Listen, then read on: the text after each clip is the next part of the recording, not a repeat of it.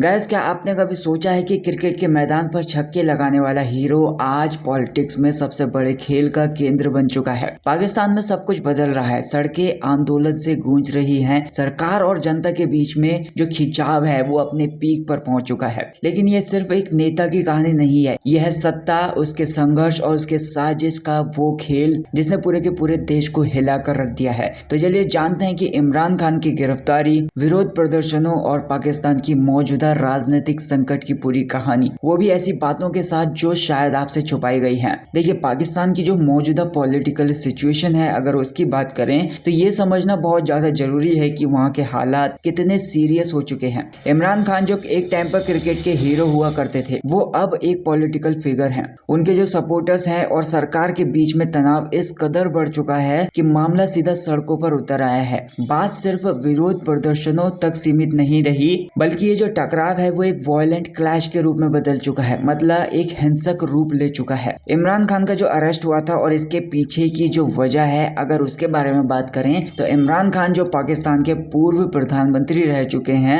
अगस्त 2023 से जेल में है। उन्हें भ्रष्टाचार के आरोप में गिरफ्तार किया गया था। अब आप सोचिए कि ये तब शुरू हुआ जब उनकी सरकार को 2022 में एक पार्लियामेंट्री नो कॉन्फिडेंस वोट के जरिए हटा दिया गया था। उसके बाद से इनके खिलाफ 150 से भी ज्यादा लीगल केस या फिर कानूनी मामले दर्ज किए गए हैं। इसमें भ्रष्टाचार से लेकर राजद्रोह तक के आरोप शामिल हैं। लेकिन मजे की बात यह है कि इन सारे आरोपों के बावजूद या फिर इन सारे कानूनी मामलों के बावजूद इमरान खान की जो लोकप्रियता है उसमें कोई भी कमी नहीं आई है। उनके जो सपोर्टर्स हैं उन्हें शहबाज शरीफ के लीडरशिप वाली रूलिंग गठबंधन सरकार का एक पॉलिटिकल शिकार मानते हैं। उनके मुताबिक इमरान खान को सत्ता से हटाना और जेल में डालना एक साजिश है। अब बात करते हैं हाल ही के जो विरोध प्रदर्शन है उनके बारे में। इमरान खान की जो पार्टी है पाकिस्तान तहरीक ए इंसाफ यानी कि PTI, इसने इस महीने इस्लामाबाद की तरफ एक मार्च शुरू किया। इसे एक फ्रीडम मार्च का नाम दिया गया, यानी कि आजादी मार्च का नाम दिया गया। इस मार्च को जो लीड कर रही थी वो खान की पत्नी बुशरा बीबी थी और सीनियर PTI लीडर्स थे। हजारों की तादाद में जो सपोर्टर्स थे वो इस्लामाबाद पहुंचे, जो पाकिस्तान की पॉलिटिक्स का दिल है। लेकिन यहाँ पर एक बात समझनी होगी, ये जो मार्च था वो केवल विरोध प्रदर्शन नहीं था, ये अपने नेता की रिहाई को लेकर एक बड़ा आंदोलन था।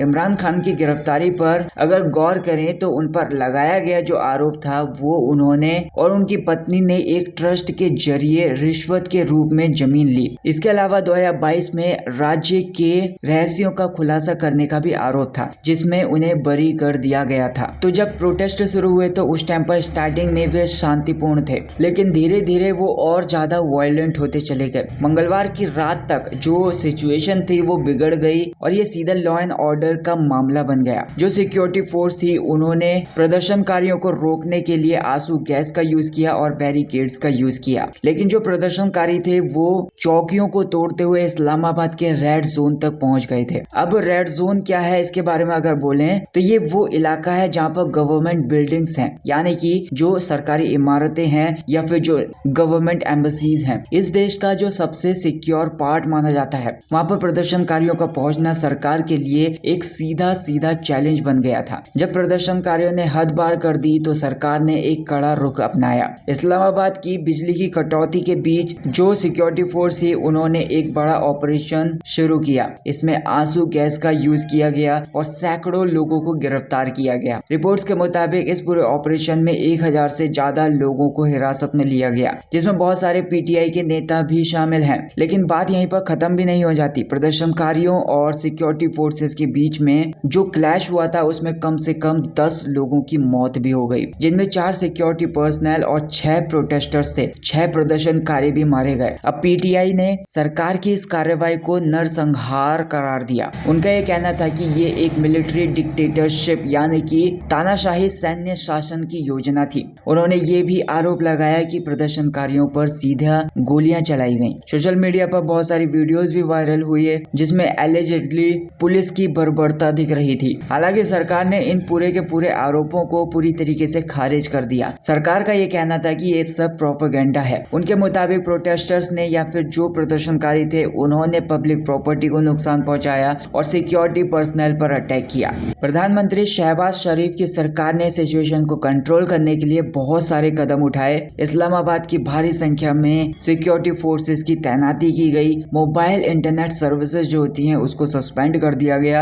और पब्लिक गैदरिंग यानी कि सार्वजनिक सभाओं पर प्रतिबंध लगा दिया गया। गृह मंत्री मोहसिन नकवी ने पीटीआई के आरोपों को खारिज करते हुए ये कहा कि ये सब जनता को गुमराह करने के लिए किया जा रहा है। अब आगे की स्ट्रेटेजी के बारे में अगर बात करें तो बुशरा बीबी और सीनियर पीटीआई लीडर्स फिलहाल पार्टी के नॉर्थ गढ़ में वापस चले गए हैं। पीटीआई ने अपने समर्थकों को भरोसा ये दिलाया है कि वो अपनी स्ट्रेटेजी पर फिर से विचार करेंगे और जल्द ही नए सिरे से प्रदर्शन करेंगे। अब सवाल ये उठता है कि ये पूरी की पूरी सिचुएशन का पाकिस्तान पर क्या असर होगा। देखिए, जो इमरान खान हैं उनका समर्थन पाकिस्तान में खासकर यूथ एंड मिडिल क्लास के बीच में मजबूत है। उनकी जो गिरफ्तारी हुई है और पीटीआई पर सरकार की कार्रवाई से न केवल पॉलिटिकल इंस्टेबिलिटी बढ़ रही है बल्कि ये देश की आर्थिक हालात को भी प्रभावित कर रही है। इसके अलावा इंटरनेशनल कम्युनिटीज भी इस सिचुएशन पर नजर बनाए हुए हैं। पाकिस्तान पहले से ही इकोनॉमिक क्राइसिस और इंटरनल सिक्योरिटी चैलेंजेस को लेकर जूझ रहा है। ऐसे में ये एक पॉलिटिकल अनरेस्ट यानी कि एक राजनीतिक उथल पुथल देश के भविष्य के लिए गंभीर खतरा साबित हो सकती है। अगर हम इस पूरी कहानी पर एक नजर से देखें तो